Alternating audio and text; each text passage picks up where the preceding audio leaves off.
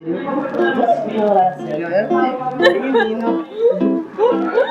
miniatura transformando quando transforma a si mesmo. Ainda que por vezes disso não tenha a exatamente.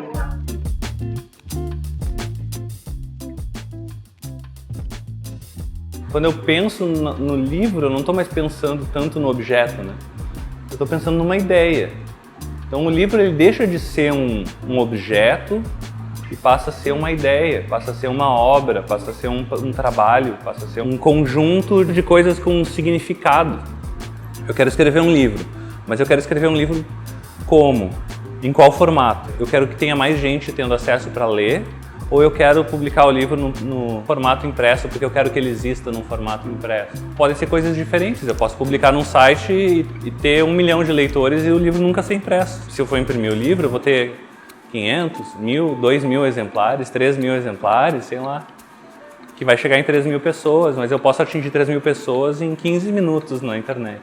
Então, e aí a gente começa a pensar, tá, mas o que é um livro então? Né? Se é uma história, uma web novel que está sendo publicada, uma fanfic que está sendo publicada e nunca termina, é um livro também. O livro precisa terminar, ele precisa ter papel, ele precisa ser físico, ele precisa ter um formato, ele tem que ter começo, meio e fim. A gente tem quadrinhos, geralmente são definidos como essa junção de palavra e imagem, só que é muito mais do que isso. Hoje em dia os quadrinhos são quadrinhos. Não é nem literatura, nem artes plásticas, ele é quadrinho. Assim como o cinema é cinema.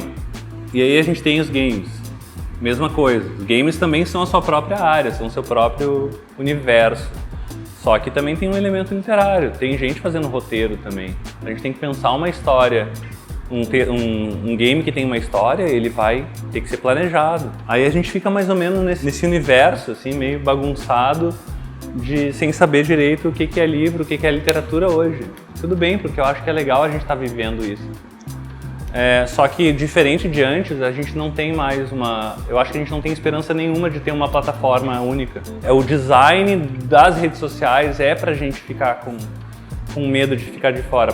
Se alguém não tá produzindo conteúdo, né?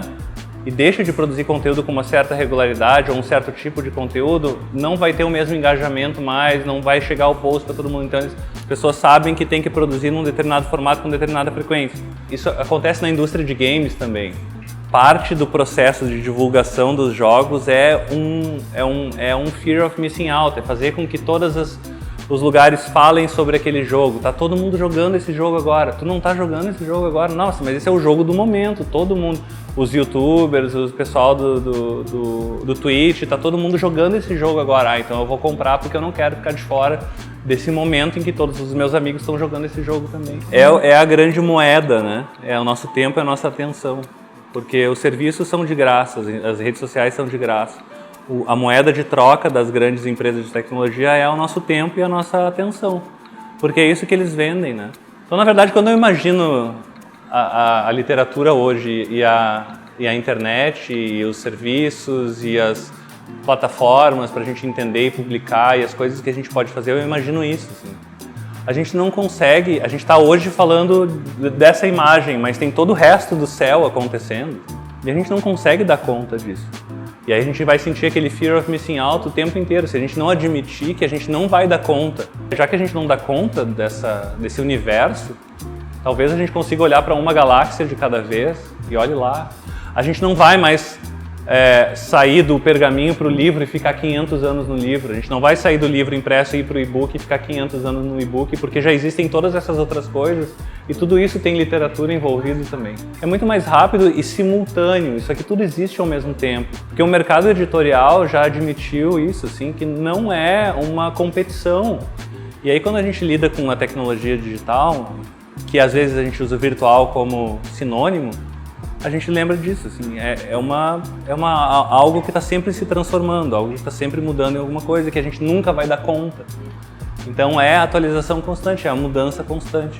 Então é uma ilusão a gente achar que vai dominar esse assunto, não vai, a gente vai, é muito mais uma onda que a gente está surfando nela do que um rio que a gente vai atravessar e deu.